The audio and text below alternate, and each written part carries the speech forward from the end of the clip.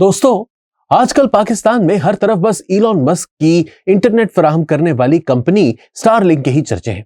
कोई इसके packages discuss कर रहा है तो कोई खुशियां मना रहा है कि ना तो इसकी केबल है और ना ही खला में कोई शार्क, इसलिए इंटरनेट चीते की रफ्तार से दौड़ेगा और वो भी मुसलसल। वीपीएन की छुट्टी हो जाएगी, फायरवॉल हो जाएगी फेल, रहा वेब मैनेजमेंट सिस्टम तो वो अपनी मौत आप मर जाएगा। एक्स समेत किसी भी ऐप को बैन नहीं किया जा सकेगा। सस्ते तरीन इंटरनेट का मुल्क के कोने कोने पे राज होगा। लेकिन जरा रुकिए तो, क्या वाकई ऐसा हो जाएगा? क्या स्टारलिंक पाकिस्तान में रजिस्टर हो चुकी? अगर हां तो कब हुई रजिस्टर? पाकिस्तान में कितने अरसे में इंटरनेट की फराहमी शुरू कर देगी स्टारलिंक? इसके पैकेजेस और हार्डवेयर के रेट्स क्या है?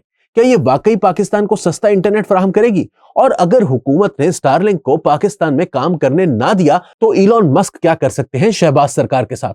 मैं हूं अली वारसी और इन समय दीगर बहुत से सवालों के जवाब दूंगा आपको इस वीलॉग में। लेकिन इससे पहले हमारा फेसबुक पेज फॉलो और लाइक कर लें, जबकि हमारा यूट्यूब चैनल सब्सक्राइब करके घंटी बजा दें। तो दोस्तों, सबसे पहले तो यह गलतफहमी दूर कर लें कि पाकिस्तान में मौजूदा हुकूमत के दौर में रजिस्टर हुई है स्टारलिंक। असल में ये इमरान खान के दौर में ही आ गई थी पाकिस्तान में।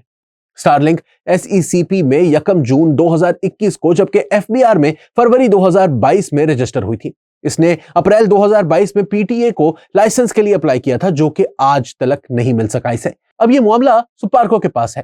खैर, आईटी की वजीर मुमलिकत शहजा फातिमा ख्वाजा कह चुकी हैं कि जल्द ही आ जाएगी स्टारलिंक पाकिस्तान में, मगर शायद इसके आने से भी पाकिस्तानियों के इंटरनेट से जुड़े तमाम मसाइल हल नहीं होंगे। और वो इसलिए कि हर कंपनी की तरह स्टारलिंक को भी पाकिस्तानी रूल्स एंड रेगुलेशंस के मुताबिक ही ऑपरेट करना होगा। मतलब दांत तोड़ के और नाखून निकाल के ही लाया जाएगा इस शेर को पाकिस्तान में। स्टारलिंक के इंटरनेट पर भी फायरवॉल वगैरह बदस्तूर अपना काम दिखाएंगी। वीपीएन लगाना पड़ेगा। खुद ही सोचें कि पाकिस्तान में अगर खुल खेलने की इजाजत देने का कोई इरादा होता हुकूमत का स्टारलिंक को, तो इस कदर महंगी फायरवॉल खरीदने की जरूरत क्या थी भला? इसलिए हो जाएं तैयार, क्योंकि आपकी उम्मीदों पे पानी फिर सकेगा। लग तो यही रहा है कि एक्स भी बिना वीपीएन के नहीं खुल सकेगा स्टारलिंक के इंटरनेट पर।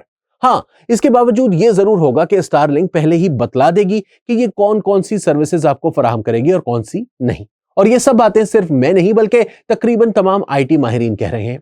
यानी सब खुशफहमियां दूर हो जाएंगी पाकिस्तानियों की स्टारलिंक के आने के बाद। लेकिन क्या इसका इंटरनेट सस्ता होगा? अभी जान लेते हैं। असल में इसकी हार्डवेयर यानी डिश और रिसीवर की कीमत तकरीबन 350 से $600 है। लेकिन तरक्की पजीर ममालिक में इसके रेट्स कम हैं। नाइजीरिया, जिम्बाब्वे और कीनिया वगैरह में पहले इसका हार्डवेयर था $220 का, मगर अब $300 का हो चुका है। 1 टेराबाइट लिमिट का पैकेज $23 से बढ़ाकर $50 कर दिया गया है। मगर फिर भी तरक्की याफ्ता ममालिक की निस्बत ये रेट्स कम है, इसलिए उम्मीद है कि पाकिस्तान में भी स्टारलिंक का इंटरनेट निस्बतन कम कीमत पर मिल जाएगा।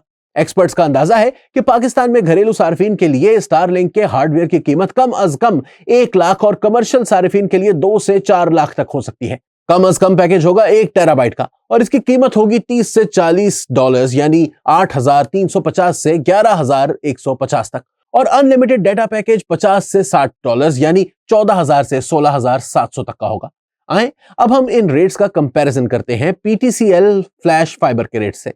पीटीसीएल फ्लैश फाइबर का 100 एमबीपीएस का पैकेज तकरीबन 12,600 का है और इससे दुगनी ना सही तो कम से कम 1.5 गुना स्पीड जरूर होगी स्टारलिंक के 15-16 हजार वाले पैकेज की। इसकी डेटा लिमिट भी अनलिमिटेड होगी और यह पहाड़ों, समंदरों की तह, जंगलों, बेयाबानों और सहराओं पर हर जगह काम करेगा, चाहे आंधी, तूफान और बारिश ही क्यों ना हो। और तो और इसके एक कनेक्शन को 3 लोग शेयर भी कर सकेंगे। यूं ये इन्हें सिर्फ 5,000 रुपए माहाना में पड़ेगा, जो कि वाकई सस्ता है। हाँ, इसके हार्डवेयर की कीमत जरूर महंगी है, लेकिन इसके आने से बाकी कंपनीज अपने रेट्स कम कर सकती हैं। मुल्क में इन्वेस्टमेंट भी आएगी। बेहतर इंटरनेट होने से मुल्क की साइबर सिक्योरिटी बेहतर हो जाएगी। मईशत को डिजिटाइज करने में मदद मिलेगी। खुदा न ख्वास्ता कुदरती आफत आ जाए तब भी ये इंटरनेट काम करता रहेगा।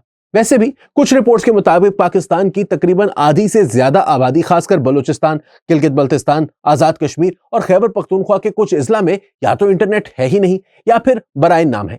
लेकिन बाकी आधे पाकिस्तान को भी इंटरनेट जैसी बुनियादी सहूलत भरपूर तरीके से कहां मिल रही है। पिछले बरस 9,735 घंटे इंटरनेट मुतासिर रहा। इससे कम अज कम 8 करोड़ अफराद पर असर पड़ा। top10vpn.com के मुताबिक पाकिस्तान को 2024 में इंटरनेट और सोशल मीडिया एप्स के स्लो और बंद हो जाने से $1,62 का नुकसान हुआ। यह सूडान और म्यांमार को खाना जंगी से होने वाले नुकसान से ज्यादा है, मगर इसके बावजूद हमें अब भी यही उम्मीद करनी चाहिए कि स्टारलिंक के आने से पाकिस्तान में इंटरनेट के हालात कुछ न कुछ बेहतर जरूर होंगे। लेकिन अगर हुकूमत ने इसे आने की इजाजत ना दी तो कोई बात नहीं, गर्दन पे अंगूठा रख के लेंगे इजाजत जनाबे इलॉन मस्क, क्योंकि वो कोई लल्लू पंजू नहीं बल्कि डोनाल्ड ट्रंप के दस्ते रास्त हैं, दस्ते रास्त।